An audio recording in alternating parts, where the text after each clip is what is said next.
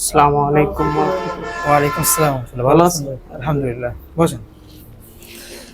কষ্ট করে আসছেন কষ্ট করে আসছেন নাকি? জি, মুফতি সাহেব, আমি আপনার কাছে একটি বিষয় জানার জন্য আসছিলাম। বলেন। আমাদের গ্রামে মিলাদ কিয়াম হয় এবং তারা যত্রতত্র এই অনুষ্ঠান করে, সেখানে তারা বিভিন্ন রকম বানোয়াট কবিতা আবৃত্তি সহ অন্য আহ, বানোয়াটি কিছু ছন্দ আবৃত্তি করে। তারপরে তারা হঠাৎ দাঁড়িয়ে যায় এবং মিলাদ কিয়াম করে। তো শুনেছি আপনি খুব বিজ্ঞ একজন মুফতি, আপনি খুব পারদর্শী।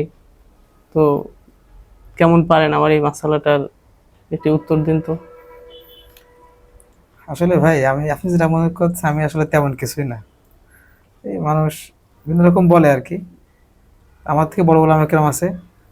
আপনার উচিত হলো আপনি তাদের থেকে মাসলা জেনে নেন। ঠিক আছে? আমি আসলে আপনি যেটা বললেন আমি অনেক বড় কিছু, আসলে আমি অনেক বড় কিছু না। ঠিক আছে?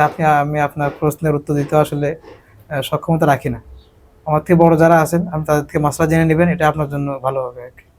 আমি তো আপনার কথা খুব শুনেছি, খুব প্রসিদ্ধি আছে আপনার, আপনি খুব ওটা মানুষ ভালোই বলতে পারে আসলে, কিন্তু পারেন। আমি আসলে তেমন কিছুই না। ঠিক আছে ভাই? এখন আমি তো অনেক দূর থেকে আসছিলাম, মানে খুলনা থেকে আসছি এখানে জানার জন্য। এখন এত দূরকে আবার কষ্ট করে আসলাম। খুলনায় অনেক ওলামা একরাম আছে, ভালো ভালো ওলামা একরাম আছে। আসলে আমি তাদের তুলনায় কিছুই না। সুতরাং আপনি তাদের থেকে মাসলা জেনে নিয়ে আমল করেন, তাহলে এটা আপনার জন্য ভালো হবে। তাহলে কি আপনি উত্তর দিতে পারবেন না? আসলে এখানে দেখেন না, আমার থেকে বড় তো বললাম, আমার থেকে বড় অনেক মানুষ আছেন, তাদের থেকে জেনেন, এটা আপনার জন্য ভালো হবে। তাহলে ফিরে যাব আমি। ফিরে যা বলছেন না, আমি তো আপনার তো বাড়ির কাছেই আছে ওলামা একরাম, আমি থেকে সেখান থেকে জানলে আপনার জন্য ভালো হবে।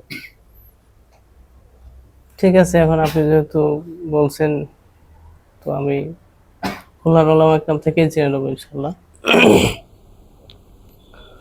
আসলে আমি এখানে যে প্রশ্নটি করেছিলাম, এক্ষেত্রে মুফতি সাহেবের কিছু বিষয় লক্ষণীয় ছিল। এক্ষেত্রে যে মূলনীতি ছিল সেটি হলো, যদি কোনো মুস্তাফতি প্রশ্নকারী সে মুফতি সাহেবকে এসে সরাসরি চ্যালেঞ্জ করে যে কেমন পারেন আপনি এই মাসালাটার উত্তর দিন তো, এবং এক্ষেত্রে সে খুব উচ্চ স্বরে কথা বলে, তো এক্ষেত্রে মূলনীতি ছিল যে মুফতি সাহেব ফতোয়া দেবে না। এখানে মুফতি সাহেব সে বিভিন্ন রকম আনুষঙ্গিক কথাবার্তা বলে বিষয়টি পাশ কাটিয়ে যাবে। যেহেতু তার ভিতরে একটা উগ্র ভাব আছে এবং সে চ্যালেঞ্জ করছে সরাসরি, তো এক্ষেত্রে মুফতি সাহেব কোনো ফতোয়া দেবে না।